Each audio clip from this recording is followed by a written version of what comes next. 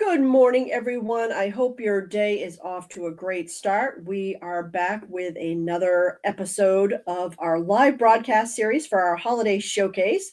And today we're here with Linda Magoon. How are you, Linda? I'm doing excellent, Tracy. How are you? I'm doing well. Great to see you. I'm glad you could join me here this morning. And if you are not aware of what the Holiday Showcase is, it's a collaboration with over 55 of our author members on our website to highlight their books for the season so that you can take a look at all their great works and help support the local literary community by buying for that book lover on your list. So all this month we have been talking with many of our members and highlighting their works and learning a little bit more about them. And so this morning we are going to learn about Linda. So Linda, and you and I have known each other for a while. We've done some programs together, but for anyone who's not familiar with you, could you tell us a little bit about your writing career? Sure. So my name is Linda Magoon. I'm a speaker and I'm an author of this memoir. It's called Live Free and Hike, Finding Grace on 48 Summits. I'm passionate about helping others improve their emotional and mental well-being through being outdoors in nature. My book is about my antics in midlife, taking up this crazy goal of hiking all of New Hampshire's 48 4,000 footers. You know, some people buy a sports car and others people take up this idea of hiking. I didn't have a lot of experience, so the book highlights some of the exploits that I encounter while stumbling around these summits. Well, and I love that you share this story with us. And if we can go a little bit deeper too, I'd love for people to know why you took on the challenge of climbing these 4,000 footers. And it's just such a wonderful, inspirational story. So can you take us back into your 50s and, why you decided to accomplish this goal? Sure, sure. So I don't want to be a downer around the holidays, but what sparked this idea was that after spending way too long in a unhealthy and toxic marriage, I finally, with the help of a therapist, got the courage to file for divorce and go out on my own. So I stayed in this marriage for about 25 years, and now I was an empty nester.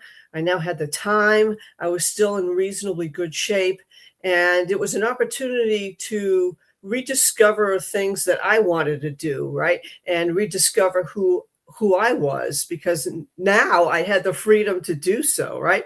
So, one day I decided to go on this hike. It's a mountain in western New Hampshire. It's called Mount Moosilauke. And it was an 8-mile trek up and down. And the experience was life-changing, Tracy. It was, if you've been to the top of Moosilauke, there's a very long time that you're above tree line and you're walking along this ridge line to the top. And you kind of feel like Julie Andrews in The Sound of Music in the Swiss Alps. You kind of want to like twirl around and burst into song. And that was such a awe-inspiring, like being above tree line is just almost a spiritual awe-inspiring experience. You get to do something that very few people ever accomplish. And so when I got back, I was reliving the hike through my White Mountains guidebook, and I noticed that in the back of the book there was a list of mountains above 4,000 feet, and there were 48 of them in New Hampshire. And I had never heard of this thing before. And this was kind of before it became popular with Facebook and these other hiking groups. And I thought, one down, 47 to go. Why not do this? And so over a period of time, I did accomplish it. It took about 4 years for me to do it. I did some in the winter. I did a lot in the summer, a few in the spring and the fall. But it was really important for me to have a goal to work on, because it's kind of what got me out of bed in the morning.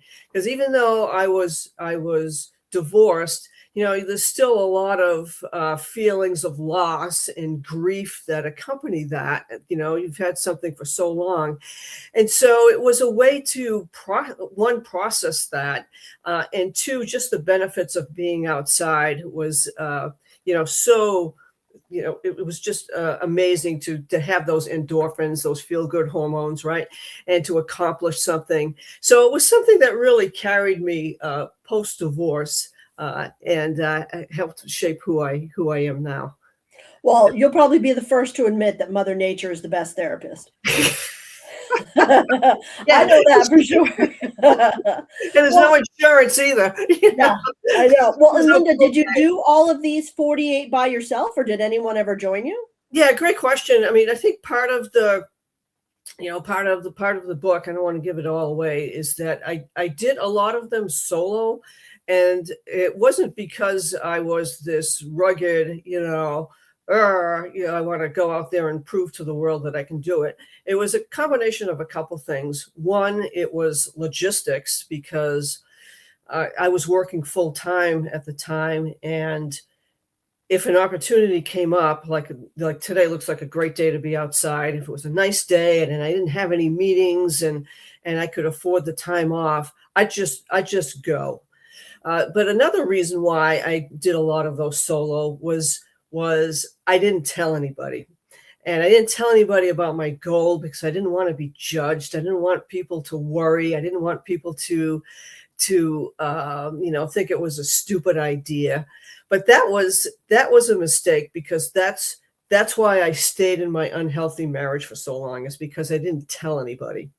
So as I got braver and started telling people about the fact that I was no longer married, and started telling people about this quest I was doing, I started hiking with other folks that I worked with or that were retired that I knew. And that was really helpful for the longer hikes, like to the longer ones to like Owl's Head or Mount Isolation. Those are fairly remote. And it was good to have company and, kind of get out of your own head a little bit. I did finish on the bonds, the iconic bonds, and my niece and my nephew went with me, and that we did a backpacking overnight.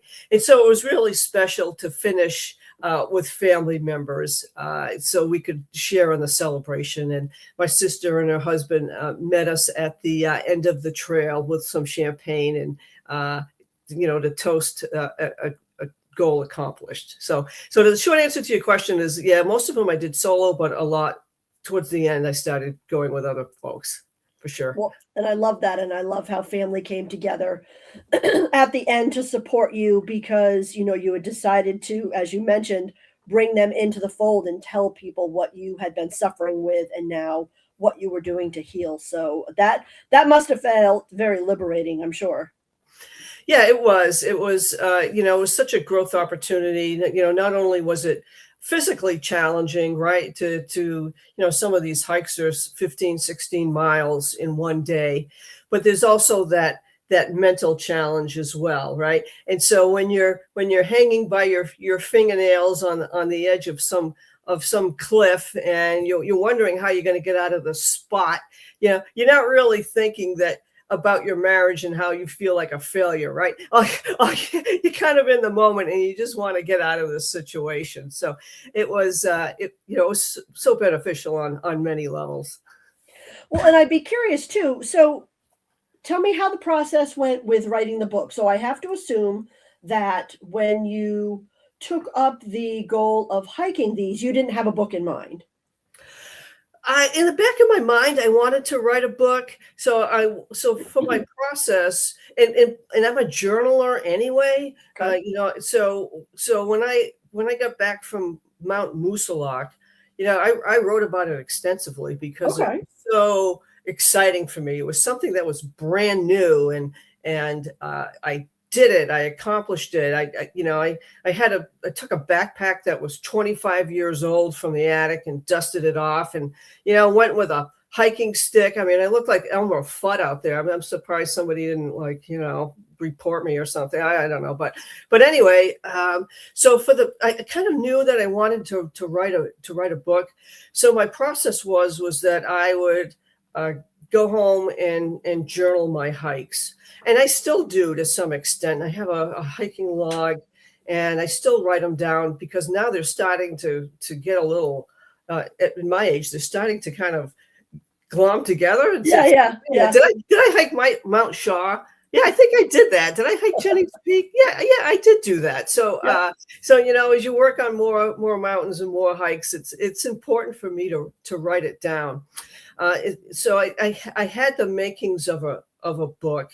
It's a memoir. It's in chronological order, pretty much. And it highlights the hikes.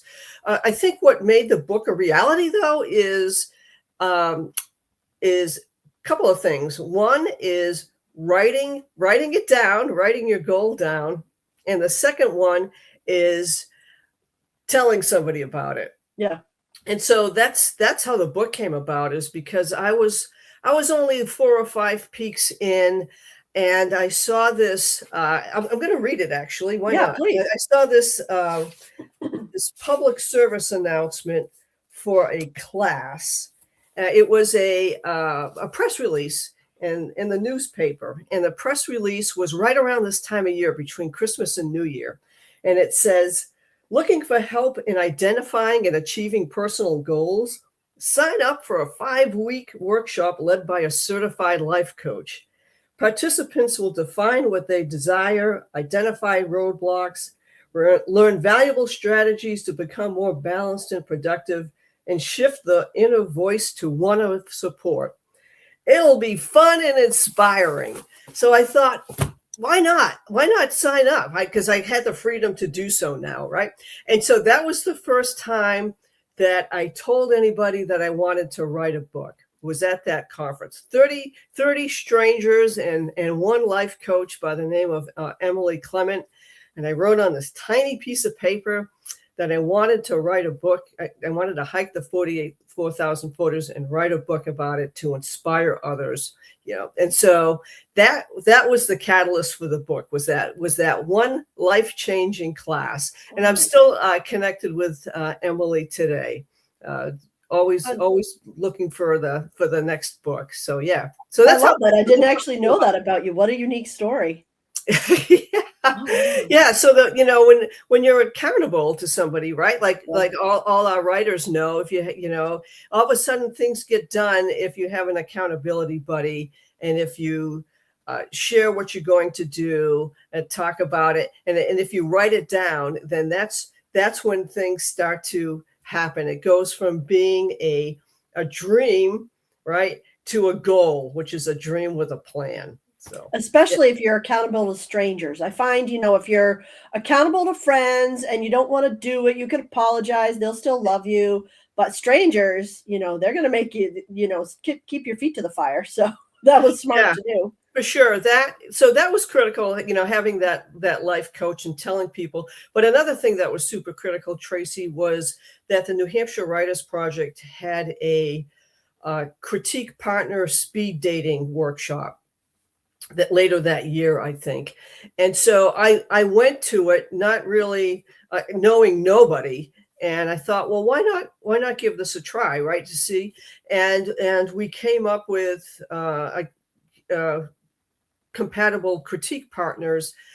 And so I came up with not one, but two, and Valerie and Linda, and we're friends to this day. And we meet every Friday and for like 15 minutes for a huddle to talk about what we've accomplished and what we're going to work on for the following week. So having those critique partners, Valerie and Linda, who are far more talented writers than I were, I mean, I think they were always saying, go deeper, we need more, we need more. And I was just like, I have no more to give. I love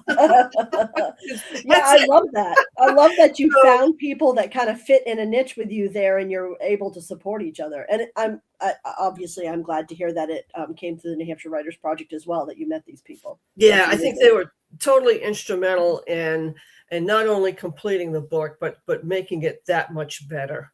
So when it came time to go to the editor, like a content editor, it was you know, uh, you know, practically to the finish line in terms of polish. So yeah, so the Writers Project was certainly instrumental in getting the book published, because everybody has a book in them, but getting it out to the world is really a process, and you can't do it alone. You really need the support of professionals, professional editors, book cover designers, all of that stuff that goes into publishing a book.